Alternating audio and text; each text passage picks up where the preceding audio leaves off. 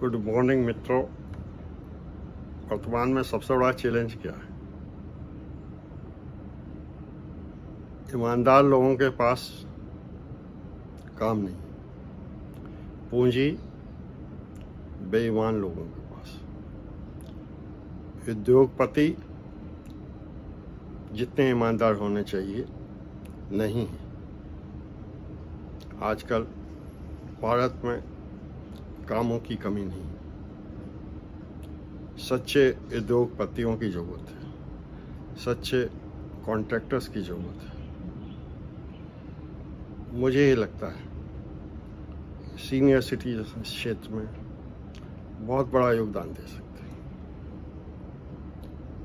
Senior citizen चाहे किसी society में रहें, सीनियर सिटीजन चाहे किसी संस्था में रहें, किसी अलुमनी एसोसिएशन में रहें, या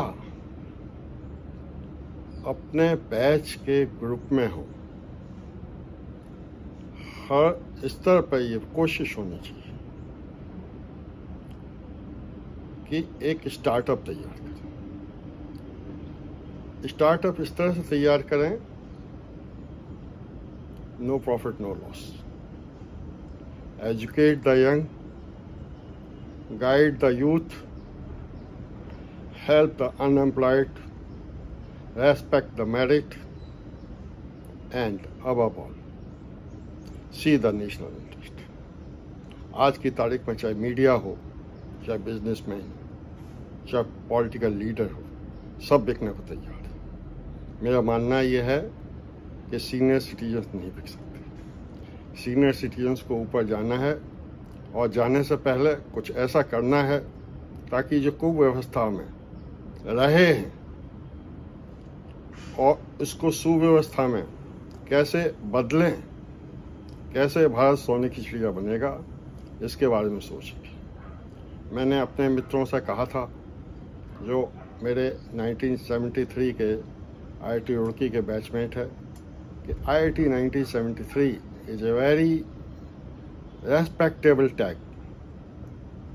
इस नाम से एक स्टार्टअप शुरू करिए, इस नाम से एक मीडिया चैनल शुरू करिए, इस नाम से एक YouTube चैनल शुरू करिए और अपने जीवन काल में जिस तरह की भी कठिनाइयाँ आई हैं उस अनुभव का फ़ायदा उठाते हुए कुछ ऐसा लिखें, कुछ ऐसा करें ताकि आने वाली जनरेशन को इस तरह की कठिनाइयों का सामना ना करना पड़े।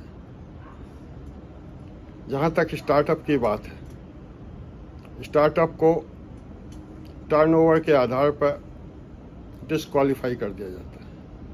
मेरा मानना यह है कुछ इस तरह की व्यवस्था होनी चाहिए कि अगर किसी स्टार्टअप में 10 या 1 डायरेक्टर